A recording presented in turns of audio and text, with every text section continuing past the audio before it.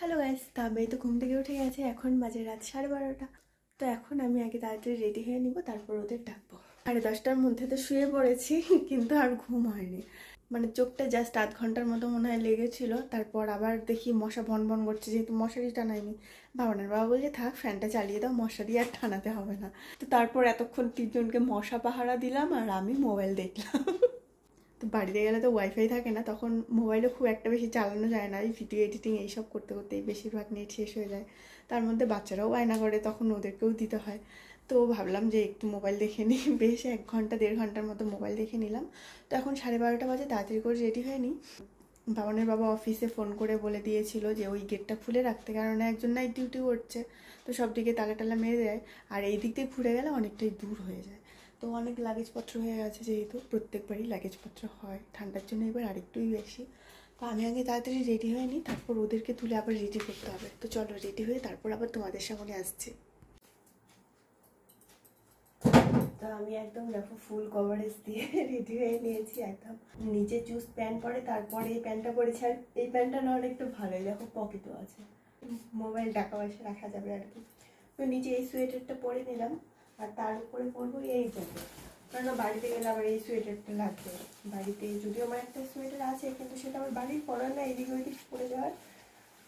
তো ওই কারণে আর কি ভাবলাম যে এটা নিচেই পরে নিই, আমার ঠান্ডাও লাগবে না।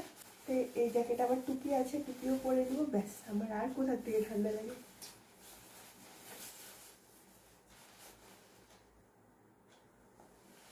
আমি তো রেডি হয়ে নিলাম, এখন ওদেরকে ডাকি। আর 15 মিনিট টাইম আছে, 15 মিনিটে ওরা উঠেও রেডি হয়ে যাবে। এইদিকে আমাদের গোপু সোনাকেও নিতে হবে। গোপু সোনাকে যতবার বাড়িতে নিয়ে যাই, কার কাছে রেখে যাবো বলো তো? তা আমি তো আগে রেডি হয়ে নিয়েছি, এখন ওই যে বাবা, ছোট, ওর বাবা সবাই রেডি। তো চলো এখন বেরোবো, স্টেশনে গিয়ে তোমাদের সঙ্গে আবার দেখা হচ্ছে।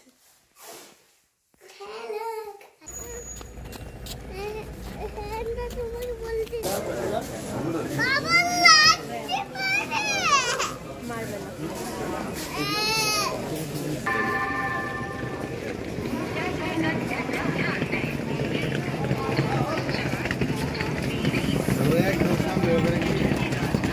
স্টেশনের এত কাছাকাছি আমাদের ঘর হয়ে কি লাভ বলো তো? তাও দেখো স্টেশনে এসে 1-1.5 ঘন্টা বসে থাকতে হচ্ছে। এতক্ষণ এই যে অ্যানাউন্স হলো 2 নম্বর প্ল্যাটফর্মে আসবে, সব ব্যাগপত্র নিয়ে চলে আসলাম।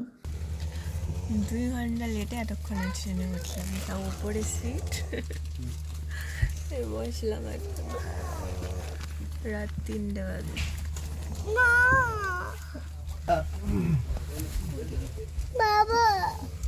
এত নাক কাটছে আজকে, রাতে আর ঘুমাতে পারবো না। বাবানের বাবা এই সাইডে আছে।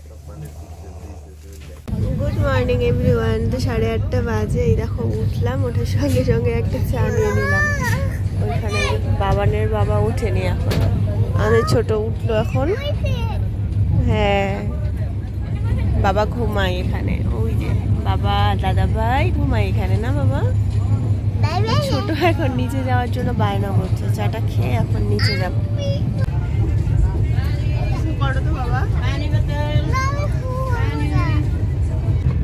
আমাদের এখন ব্রেকফাস্ট চলছে, এই দেখো অনেক কিছু, রুটি, তারপর অনেক ধরনের সবজি এই দিয়ে। এরা উঠলো কিছুক্ষণ আগে, মুখটুক ধুয়ে নিয়ে আসলাম। আমার সিট এইখানটায় ওপরে, বাবানের বাবার এইখানেই সব চলে আসলাম।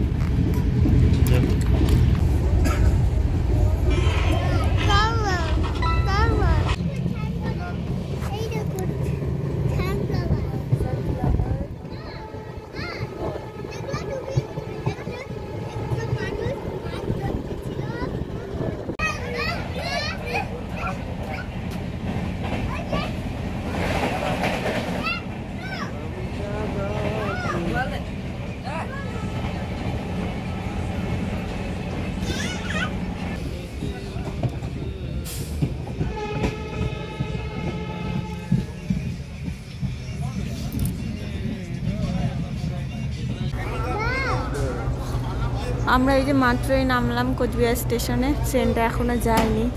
দেখো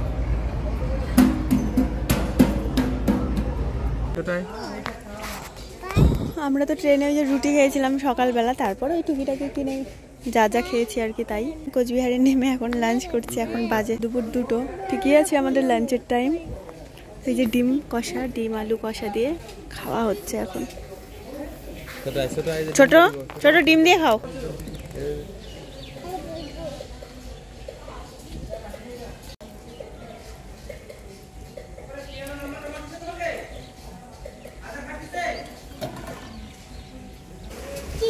কোচবিহার থেকে আবার উঠে পড়লাম ট্রেনে, এখন নামবো ফালাকাটায় গিয়ে একবারে। আমাদের জন্য ওই অবদাসম ট্রেনই ঠিক আছে। বিবেকে এসে দেখো কোচবিহারে নামতে হলে ধুপগুড়ি ফালাকাটা দিয়ে যায় না, তো তারপর উত্তরবঙ্গ ধরলাম। এখন বাজে 4টা, এখনো ফালাকাটায় পৌঁছায়নি। সেই ফালাকাটার থেকে আবার আমাদের বাড়িতে যেতে 8 ঘন্টার মতো টাইম লাগবে। ওই 3:30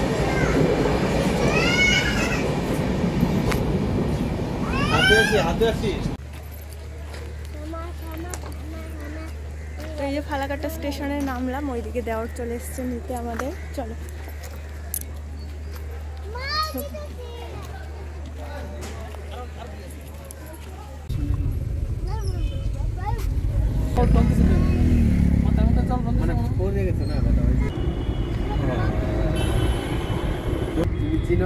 রাস্তা কোন দিক দিয়ে যায়?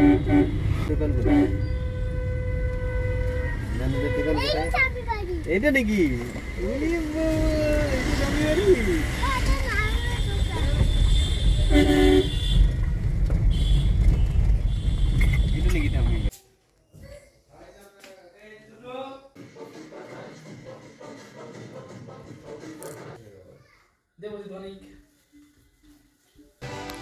তো এখন হচ্ছে সন্ধ্যাবেলা 6টার মতো বাজে। আমরা আসার পর স্নান টান করে ফ্রেশ হলাম, তো তারপর আর ভাত খাইনি। সন্ধ্যায় লেগে গেছে, ভাত খেতে আর ইচ্ছা করলো না, মানে খিদেও হয়নি আমাদের। 2টার সময় খাওয়া দাওয়া করলাম কোচবিহারে, তো ওই জন্য সন্ধ্যাবেলা টিফিন করে নিলাম। চাউমিন মোমো এইসব এনেছিল দেওয়ার। ভাত খেতে খেতে ওই ধরো 8:30 9টার দিকে আর কি ভাত খেয়ে নেবো একবারে। তো বাবানের বাবা এখন আর বাইরে যায়নি, ওই যে ঘরে বসে বসে ওর টিভি দেখছে। আমাকেও বলছে, আমার দেখতে ইচ্ছে করছে না। আমি এখন একটু রেস্ট করবো। আর এই যে শ্বশুর বাড়িতে এইটা হচ্ছে আমার ঘর। এই যে দেখো না, ছোটোকে খাওয়া দাওয়া এসেছিলাম, একটু খেয়ে আর খেলোই না। তো এইদিকে মা কালকে রান্না বান্না সব জোগাড় যন্ত্র আজকে রাতেই করে রাখছে। আগের দিনই আর কি করে রাখে, তাহলে পরের দিন সকাল সকালে রান্না করতে অনেকটা সুবিধা হয়। আমিও মাঝে মাঝে করে রাখি যেদিন ইচ্ছে করে। ছোট ওই যে শুয়ে শুয়ে বলছে ঘুমিয়ে পড়বে, তো নিয়ে গেছি ভাত খাওয়াতে। এখন হাফ ভাত খেয়ে না আর খাইনি। সন্ধ্যাবেলা দুধ খেয়েছিল, মোমো চাউমিন এগুলো খেয়েছিল। তো তারপর আর কি বাবানের বাবাকে বললাম চলো আমরা তাহলে খেয়ে নিই। এখন বাজে 7টা প্রায়। এই যে খাওয়া দাওয়া করে আসলাম, ছোটটা এখন ঘুম পাড়াবো। তো খাওয়া দাওয়া করতে চলে আসলাম। দেওয়ালরা এখন আসেনি বাড়িতে, আর বাড়িতে ওই শাশুড়ি মা দেওর শ্বশুরমশাই নেই, গুয়াহাটি এখনো আসেনি। বলেছে আর 7 দিন পর আর কি বাড়িতে আসবে। বাবা গুয়াহাটিতেই থাকে, ওখানেই কাজ টাজ করে আর কি। কালকের থেকে শ্বশুরবাড়ি সুন্দর সুন্দর ব্লগ তোমরা দেখতে পারবে। আর বাড়িতে আসলেই তো আমাদের ঘোরা এইদিকে সেই দিকে ঘুরতে যাবো। বাবার বাড়িতে যাবো, তবে কয়েকদিন পরে যাবো আর কি। তো চলো আজকের মতো ব্লগটাকে এখানে শেষ করছি। আবার ফিরে আসবো কালকে একটা নতুন ভিডিওর সঙ্গে। টাটা।